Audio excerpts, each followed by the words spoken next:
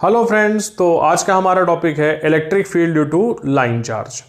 यानी चार्ज अगर एक स्ट्रेट लाइन के फॉर्म में है तो उसकी कितनी इलेक्ट्रिक फील्ड होगी, या फिर उसको ऐसे भी कह सकते हैं कि एक पतला सा रॉड है, उस पर चार्ज बराबर से फैला हुआ है तो उसकी इलेक्ट्रिक फील्ड कितनी होगी। अब ये टॉपिक आपके बोर्ड्स के लिए तो इम्पॉर्टेंट नहीं है, बट ये है कि इसमें जो मैथमेटिकल टेक्निक लगेगी, इसी टेक्निक पे बेस्ड आगे इलेक्ट्रोमैग्नेटिज्म में एक डेरिवेशन करना होता है magnetic field due to straight current. तो वहाँ पर ये टेक्निक यूज़ होगी और वो जो डेरिवेशन है वो बोर्ड्स के लिए बहुत इंपॉर्टेंट है, तो इसको ध्यान से देखिएगा। दूसरी चीज़ कि जितने भी बच्चे तैयारी करते हैं, ठीक, तो जिन बुक्स को यूज़ करते हैं, एच सी वर्मा हो गई, रेस्निक हेलिडे हो गई, इरिडोव हो गई, इन सभी बुक्स में आपको इस टॉपिक पे क्वेश्चन मिलेगा, तो इसको ध्यान से देखिएगा।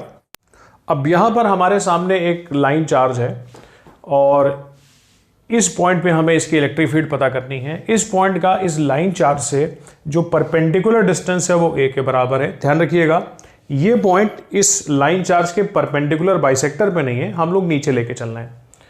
तो ये लाइन चार्ज हो गया, इस पॉइंट पे इलेक्ट्रिक फील्ड निकालनी है जो इसके परपेंडिकुलर डिस्टेंस a पर है, और इस लाइन चार्ज का जो ऊपर वाला सिरा है इस परपेंडिकुलर लाइन से बीटा एंगल बना रहा है, और जो नीचे वाला सिरा है, नीचे वाला जो छोर है या एंड है, वो इस लाइन से अल्फा एंगल बना रहा है। तो अब इसमें आगे कैसे बढ़ेंगे? जब वैसे ही आगे बढ़ेंगे जैसे कि हम लोग एक चार्ज रिंग में आगे बढ़े थे या चार्ज आर्क में आगे बढ़े थे। क्या किया था वहाँ पर हम लोगों ने पूरी रिंग को छोटे छोटे एलिमेंट्री पार्ट्स में डिवाइड कर लिया था। फिर एक पार्ट क्योंकि चार्ज पार्टिकल के जैसा बिहेव करता है, उसकी इलेक्ट्रिक फील्ड निकाली थी, फिर इंटीग्रेट करके पूरे की निकाल दी थी। तो वैसे यहाँ पर भी करेंगे कि ये जो लाइन चार्ज है, ये देखिए ढेर सारे छोटे छोटे एलिमेंट्री पार्ट से मिलके बना है, तो और एक पार्ट एलिमेंट्री पार्ट एक चार्ज पार्टिकल की जैसा बिहेव करेगा, हम उसकी फील्ड निकालेंगे और फिर इंटीग्रेट करके नेट फील्ड निकाल देंगे। तो चलिए पहले एलिमेंट्री पार्ट चूज करते हैं। तो हमने इस लाइन से थीटा के एंगल पे और यहां से डिस्टेंस L पे एक छोटा सा एलिमेंट्री पार्ट ले लिया, इस पे चार्ज होगा dq और इसकी थोड़ी सी लेंथ होगी dl। dl क्यों? ये l है तो थोड़ा सा और dl। अब ये एक चार्ज पार्टिकल की जैसा बिहेव करेगा, बहुत छोटा सा है, और ये अपने से दूर इलेक्ट्रिक फील्ड बनाएगा क्योंकि पॉजिटिव चार्ज है dE, और dE हम जानते हैं इतनी हो जाएगी, dE is equal to 1/4 pi epsilon naught k। फिर चार्ज, तो चार्ज कितना है इस पे, उस एलिमेंट्री पार्ट पे dq चार्ज है, अपॉन डिस्टेंस के स्क्वायर। इस डिस्टेंस को हम थोड़ी देर के लिए r कह दे रहे हैं, तो अपॉन r स्क्वायर, राइट। तो इक्वेशन नंबर 1 हो गई। अब आगे देखिए, और भी एलिमेंट्री पार्ट्स होंगे, उन सब की अपनी अपनी इलेक्ट्रिक फील्ड होगी, सबकी फील्ड की वैल्यू भी अलग अलग होगी, सबकी फील्ड का डायरेक्शन भी अलग अलग होगा। कैसे? जैसे यहाँ पर जो एलिमेंट्री पार्ट है उससे ये डिस्टेंस है, वो इधर फील्ड बना रहा है। ऊपर जो एलिमेंट्री पार्ट होगा इसके लिए देखिए डिस्टेंस बढ़ जाएगा और फील्ड नीचे की तरफ आएगी, वही अवे फ्रॉम पॉजिटिव चार्ज वाले कॉन्सेप्ट से। नीचे की तरफ जो चार्ज एलिमेंट्स होंगे ये सब ऊपर की ओर फील्ड बनाएंगे, सबके लिए डिस्टेंस भी अलग अलग रहेगा। तो अभी नेट फील्ड निकाल पाना थोड़ा डिफिकल्ट होगा, तो हम लोग एक काम करेंगे, इस इलेक्ट्रिक फील्ड को रिजॉल्व कर लेंगे। इधर रिजॉल्व करेंगे इस परपेंडिकुलर के अलॉन्ग, इधर हम मान लेंगे एक्स एक्सिस, और इधर रिजॉल्व करेंगे वाई एक्सिस। तो ये एंगल थीटा है तो ये एंगल भी थीटा होगा। इस इलेक्ट्रिक फील्ड का इधर कंपोनेंट आएगा dEx, और हम सभी जानते हैं, और इधर कंपोनेंट आएगा dEy। dEx हो जाएगा dE cos थीटा और dEy हो जाएगा dE sin थीटा, वही वेक्टर का रेजोल्यूशन। तो resolving dEx dE cos theta और dEy ये हो जाएगा dE sin थीटा। अब हम एक काम करेंगे, जितने भी एलिमेंट्री पार्ट्स हैं सबकी इलेक्ट्रिक फील्ड का, सबकी dE का जो x वाला कंपोनेंट है dEx, इसको इंटीग्रेट करा के नेट फील्ड पता कर लेंगे x एक्सिस पे। फिर सबकी इलेक्ट्रिक फील्ड का जो y वाला कंपोनेंट आया है dEy, इसको इंटीग्रेट करा के पता कर लेंगे नेट फील्ड y एक्सिस पे। Therefore net field along x axis पे नेट फील्ड देखिए कितनी होगी, Ex is equal to integration of dEx is equal to integration of d cos theta, देखिए ऊपर लिखा हुआ है और डी की वैल्यू हम वहाँ से उठा के रख देंगे, ये हो जाएगा K D Q cos theta upon R square. अब जो कांस्टेंट है वो बाहर निकल जाएगा, E X is equal to K integration cos theta पहले लिख देते हैं D Q upon R square. देखिए थीटा कांस्टेंट नहीं है, आर भी कांस्टेंट नहीं है। जब आप अलग अलग एलिमेंट्री पार्ट की फील्ड निकालेंगे तो सबके लिए आर चेंज होता रहेगा, सबके लिए थीटा भी चेंज होता रहेगा। तो ये दोनों कांस्टेंट नहीं है, बाहर नहीं आ पाएंगे। अगली स्टेप में हम इस डी क्यू को बदल सकते हैं डीएल के टर्म्स में, और ई X is equal to K integration cos theta, और देखिए डी क्यू बराबर होगा लैम्डा डी एल। क्यों? What is lambda? लैम्डा होता है charge per unit length, linear charge density. तो अगर charge per unit length lambda है, पर सेंटीमीटर पर मीटर इतना चार्ज है, तो इस छोटी सी लेंथ में कितना चार्ज होगा? Lambda D L. तो यही होगा हमारा डी क्यू। तो हम लोग डी क्यू को लिख दे रहे हैं यहाँ पर lambda D L upon R square. चलिए लैम्डा भी कांस्टेंट है, इसको बाहर निकाल लेते हैं। तो E X is equal to K integration cos theta D L upon R square. इसे कहते हैं इक्वेशन नंबर 2। अब यहां पर देखिए एक बड़ी प्रॉब्लम आ गई। इंटीग्रेशन होना है cos theta upon R square, और किसके रिस्पेक्ट में? डी एल के रिस्पेक्ट में। अब अगर कहीं ऐसा होता कॉस थीटा का इंटीग्रेशन थीटा के रिस्पेक्ट में, यानी कॉस थीटा डी थीटा, तब तो हम साइन थीटा लिख देते हैं। बट यहां पर कॉस थीटा डी एल है, तो इसे इंटीग्रेट कराने के लिए अब हमें कुछ सब्स्टिट्यूशन करने होंगे, उनको ध्यान से देखिएगा। पहला सब्स्टिट्यूशन है कि सिंस कॉस थीटा इस ट्रायंगल में कॉस थीटा होगा base upon hypotenuse A by R, this implies R is equal to A by cos theta, यानी कि ए सेक थीटा। यानी हम आर को रिप्लेस करेंगे ए सेक थीटा से, फिर डीएल को भी हम डी थीटा में बदलेंगे। देखिए कैसे, since tan theta is equal to, इसी ट्राइंगल में टैन थीटा होगा perpendicular upon base L by A, therefore L is equal to कितना?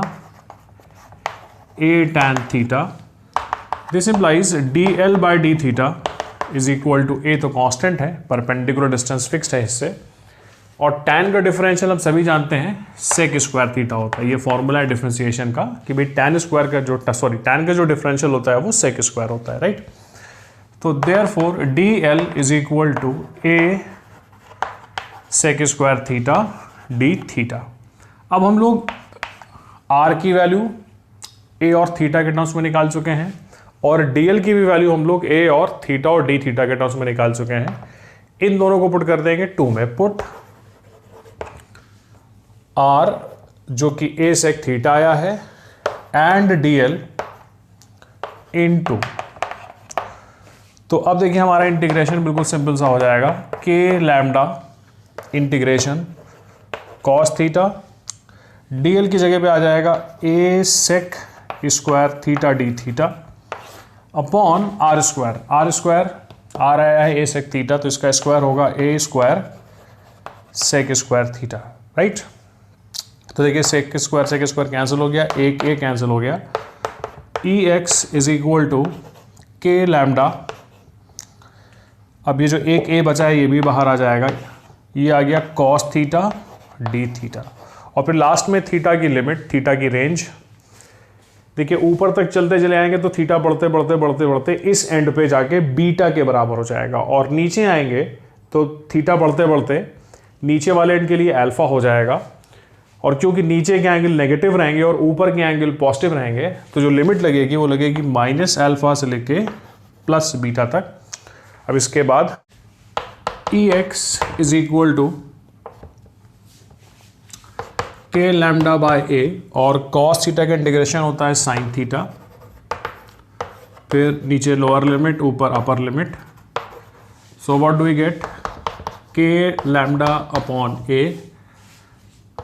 Sign upper limit beta minus sine minus alpha. तो therefore E X is equal to के lambda upon A, और sine beta minus sine minus alpha minus sine बाहर आ जाएगा तो plus हो जाएगा, हमें मिलेगा sine beta plus sine alpha. तो ये तो इलेक्ट्रिक फील्ड का एक्स कंपोनेंट हो गया, यानी कि जो नेट फील्ड आएगी, जो इलेक्ट्रिक फील्ड आएगी एक्स एक्सिस पे वो इतनी आएगी। अब वाई एक्सिस के लिए क्या करेंगे, सिमिलरली इसी तरीके से ई वाई अगर निकालना हुआ तो हमें करना होगा इंटीग्रेशन डी ई वाई, जो होगा integration D E sine theta. अब इसको भी वैसे ही बिल्कुल करते हुए चलेंगे, डी ई की वैल्यू रखेंगे K D Q upon R square और फिर सब्सटीट्यूशन वगैरह करा के फाइनल रिजल्ट मिलेगा वो ये मिलेगा, E Y is equal to के लैम्डा अपॉन ए ब्रैकेट में sine cos alpha minus cos beta. This will be your electric field along the Y axis. ठीक है, एक चीज़ बता दे रहे हैं कि भाई जो इसमें जब आप आगे बढ़ेंगे तो integration sine theta D theta मिलेगा और साइन थीटा का इंटीग्रेशन माइनस कॉस थीटा होता है। तो इससे आगे बढ़िएगा, बिल्कुल सिंपल हो जाएगा, ये रिजल्ट मिल जाएगा आपको ई वाई।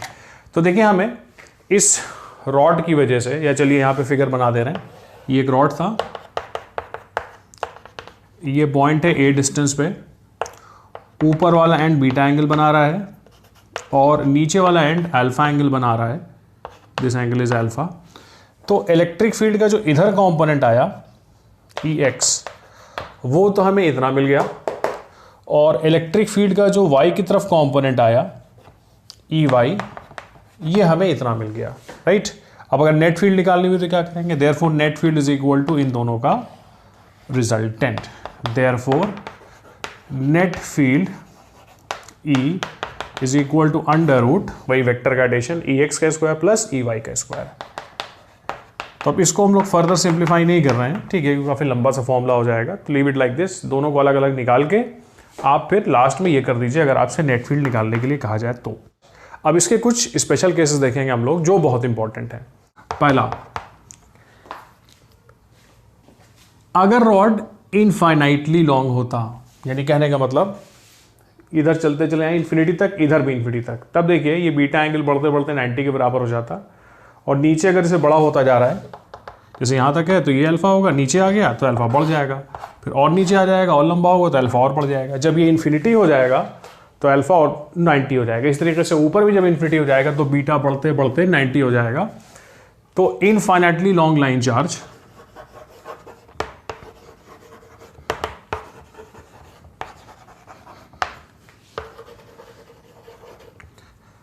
इसमें रिजल्ट मिलेगा हम लोग को, alpha is equal to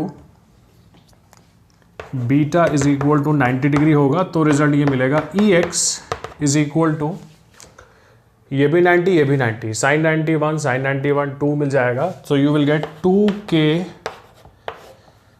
lambda upon A, और चलिए k की वैल्यू लिख देते हैं हम लोग, तो k होता है 1/4 pi epsilon not lambda upon A,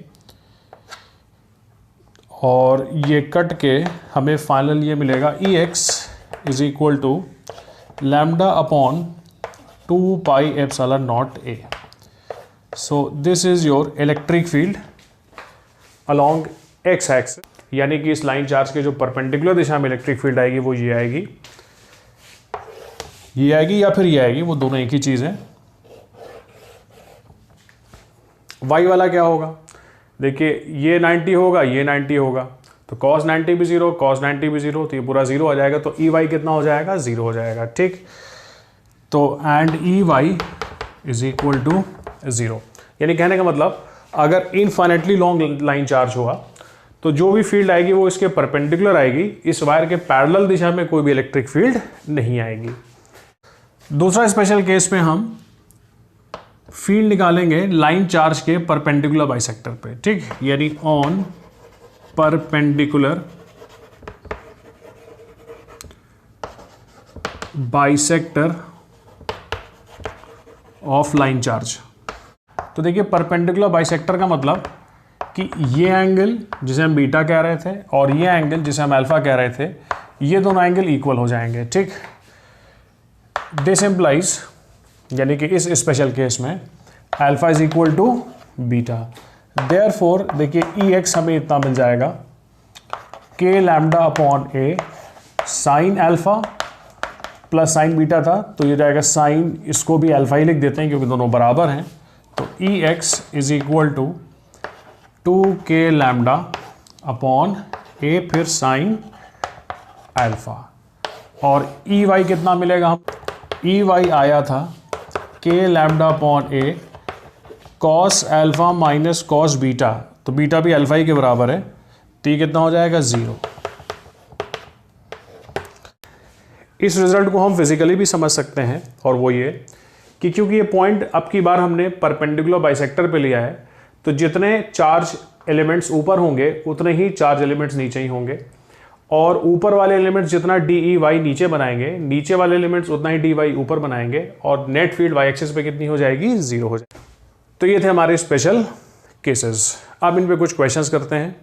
तो पहला क्वेश्चन है हम लोगों का, a thin rod of length L and uniformly distributed charge q is bent in form of a regular hexagon. What is the field at center? Now if one of the sides is removed, then what will be the field at the center? अब question ये कह रहा है हम लोगों से कि भाई एक चार रॉड है पतला सा लेंथ एल का, उस पर चार्ज क्यू बराबर से फैला हुआ है, और उसको हम लोगों ने फिर एक रेगुलर हेक्सागन में चेंज कर दिया, तो सेंटर पे क्या फील्ड होगी। फिर उसके बाद अगर एक साइड हटा लें हेक्सागन की, तो फिर सेंटर पे क्या फील्ड होगी, ये क्वेश्चन है। तो पहले तो इसकी फिगर देख लेते हैं। तो ये हमारा एक रेगुलर हेक्सागन हो गया, और ये उस हेक्सागन का सेंटर हो गया। अब क्योंकि ये रेगुलर हेक्सागन है, तो जो सेंटर है ये देखिए इन सभी रॉड्स के परपेंडिकुलर बाइसेक्टर पे आएगा, यानी कहने का मतलब ये जो पॉइंट है वो इस रॉड के भी बाइसेक्टर पे आएगा, और ये रॉड इधर फील्ड बनाएगी। हमने देखा भी था कि रॉड के परपेंडिकुलर बाइसेक्टर पे जो फील्ड होती है वो इस रॉड के परपेंडिकुलर ही होती है, वो स्पेशल केस देखा था हम लोगों ने। तो ये रॉड इधर फील्ड बनाएगा, इसके सामने वाला इधर बनाएगा, ये वाला इधर बनाएगा, इसके ठीक सामने वाला इधर बनाएगा, एंड ये सब आमने सामने वाले एक दूसरे की फील्ड को कैंसिल आउट कर देंगे, और नेट फील्ड कितनी आएगी, 0 भी आएगी। हमें इतना कैलकुलेशन भी नहीं करना था, सिमेट्री से भी हम समझ रहे थे कि नेट फील्ड 0 होगी, क्योंकि ये जो पॉइंट है ये चारों तरफ से बराबर से घिरा हुआ है चार्जेस से, तो सभी चार्जेस का जो नेट इफेक्ट आएगा वो 0 आएगा, सभी एक दूसरे की फील्ड को कैंसिल कर देंगे। अब क्वेश्चन कह रहा है कि एक साइड हटा लिया, तो मान लेते हैं कि हम लोगों ने इस साइड को हटा लिया, तो अब जो फील्ड बची रहेगी वो इसके जो हटाया गया उसके सामने वाले रॉड की फील्ड बची रहेगी, तो इसको कैलकुलेट करना होगा हम लोगों को। तो इसके लिए देखिए क्या करेंगे, तो इस साइड के हटने के बाद जो फील्ड यहाँ पर होगी वो इस रॉड की वजह से होगी, इसके सामने वाले रॉड की वजह से होगी, और ये है वो पॉइंट जो इस फिगर में यहाँ बना दिया हम लोगों ने कि ये रॉड हो गया और यहाँ पर फील्ड पता करनी है। तो अब ये एक रॉड है जिसके परपेंडिकुलर बाइसेक्टर पे फील्ड पता करनी है। रॉड के परपेंडिकुलर बाइसेक्टर में हमने देखा था फील्ड इतनी आती थी 2k lambda upon A sine alpha, वो जो स्पेशल केस था हम लोगों का वहाँ पर देखा था हम लोगों ने। अब देखिए ये सारी चीज़ें पता करनी पड़ेंगी, तब हम लोग इलेक्ट्रिक फील्ड बता पाएंगे। तो देखिए पहले बात तो अल्फा ये एंगल होगा, ये वाला और ये वाला, और ये एंगल हमारा 30 डिग्री के बराबर होगा। क्यों 30 होगा, क्योंकि रेगुलर हेक्सागन है, तो ये जो बनेगा वो इक्विलैटरल ट्रायंगल बनेगा, और ये एंगल पूरा तो 60 होगा और इसका हाफ कितना हो जाएगा 30 इधर और 30 उधर, तो अल्फा हो गया हमारा 30 डिग्री। इसके बाद लैम्डा जो कि होता है चार्ज पर यूनिट लेंथ यानी लीनियर चार्ज डेंसिटी, तो भाई पूरे रॉड की लेंथ एल थी और उस पर चार्ज क्यू था, तो लेंथ एल पे क्यू चार्ज था बराबर से फैला हुआ, तो यूनिट लेंथ पे कितना चार्ज होगा क्यू बाय एल, यही हो जाएगा हमारा लैम्डा। तो जो हमारा लैम्डा हुआ वो इतना हो गया क्यू बाय एल, और फिर लास्ट में हमें ए भी निकालना है, तो अब ए के लिए हम लोग इस ट्राइंगल को यूज़ कर लेंगे और लगाएंगे tan 30, since tan 30 is equal to perpendicular, perpendicular देखिए होगा इस साइड का हाफ, और ये जो साइड होगी वो पूरे हेक्सागन की 1/6 हो जाएगी, तो L/6 का भी half upon base, base a के बराबर है। tan 30 होता है 1/√3, तो ये आएगा L/12a, तो a यहाँ जाएगा ये यहाँ जाएगा, this implies a is equal to L√3/12। बस अब ये सारी वैल्यूज यहाँ पुट कर देनी होगी और हमें आंसर मिल जाएगा। तो therefore E is equal to 2 K, how much is lambda, lambda हमारा आया क्यू बाय एल, फिर sine alpha, alpha is how much 30 degree, sine की साइन 30 अपॉन ए, तो ए हम लोगों ने निकाला एल रूट 3/12, तो यह आ जाएगा एल रूट 3/12। अब वही टर्म्स का रीअरेंजमेंट, तो इज इक्वल टू साइन 31/2 होगा, 2 कटेगा, 12 ऊपर जाएगा, तो you will get 12k³ upon root 3 L square. आप चाहिए तो k की वैल्यू पुट कर दीजिए, k की वैल्यू कितनी होती है, k की वैल्यू होती है, यहाँ पे कर दे रहे हैं, इसके बाद k की वैल्यू होती है 12 इंटू 1/4 पाई एप्सिलॉन नॉट, ये k की वैल्यू रख दी हम लोगों ने, q upon root 3 L square, तो देखिए 4 3 और ये रूट 3, तो इज इक्वल टू हो गया root 3q upon pi epsilon naught L square. अब अगला जो क्वेश्चन है उसमें दिया है 2 infinitely long line charge are in the plane of page as shown, find the net electric field at the point O। तो 2 लाइन चार्ज हैं लंबे लंबे इनफाइनाइटली लॉन्ग, और वो दोनों बोर्ड की ही प्लेन में हैं, और ये इंटरसेक्ट भी कर रहे हैं इस पॉइंट पे, और फील्ड निकालनी है इस पॉइंट पे। ये पॉइंट फिगर में दिया हुआ है कि यहाँ से डिस्टेंस d के बराबर है, ये दोनों लाइन चार्ज के बीच में जो एंगल है वो 90 डिग्री है, और ये एंगल इक्वल है, तो आपको पॉइंट O पर इलेक्ट्रिक फील्ड निकालनी है। अब देखिए इसको कैसे सॉल्व करेंगे। ये इनफाइनिटी लॉन्ग लाइन चार्ज है, ये अपने परपेंडिकुलर के अलॉन्ग फील्ड बनाएगा, इसकी फील्ड को हम E1 कह दे रहे हैं, और ये भी इनफाइनिटी लॉन्ग है, ये भी अपने से दूर फील्ड बनाएगा क्योंकि पॉजिटिव है, इसको हम E2 कह दे रहे हैं। तो जो नेट फील्ड आएगी वो इन दोनों का रिजल्टेंट आएगी, यानी कि E1 इसकी वजह से है, E2 इसकी वजह से है, रिजल्टेंट E1 E2 का निकालना होगा हम लोगों को। तो चलिए E1 की वैल्यू लिखते हैं, E1, या उससे पहले लिख लेते हैं इलेक्ट्रिक फील्ड का formula, infinitely long line charge की वजह से कितना था, 2k lambda upon a. Special case में जाके देखिएगा तो ये इलेक्ट्रिक फील्ड आई थी due to infinitely long line of charge. अब देयरफॉर यहां पर बस मेन जो काम करना है वो ये करना है कि ए पता करना है, क्योंकि आपको यहां पर जो ए डिस्टेंस होता है वो इस लाइन चार्ज से जो परपेंडिकुलर डिस्टेंस है वो होता है। यहां पर ए नहीं दिया आपको, ये इस पॉइंट से यहां तक की दूरी दी हुई है डी, तो हमें चाहिए होगा ये डिस्टेंस, इसको पुट करना होगा यहां पर, इसको हम ए कह दे रहे हैं और बड़ी आसानी से आ जाएगा ये ए। तो दिस इज व्हाट 45 डिग्री हो जाएगा ये एंगल, और आप लगाइए d sine 45 is equal to a, simple trigonometry है, देयरफॉर ए पता चल गया डी बाय रूट 2, ठीक है। देयरफॉर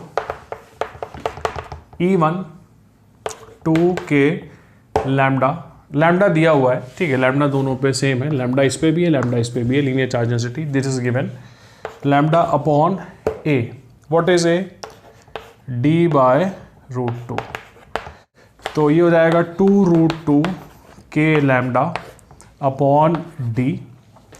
इसी तरीके से आप निकालिएगा, हमें E2 भी वही मिल जाएगा, E2 भी आपको वही आएगा, आप चेक करिएगा, 2√2 k लैम्डा अपॉन डी, और जो नेट फील्ड आएगी E1 E2 का वो इधर जाएगी, देयरफॉर नेट फील्ड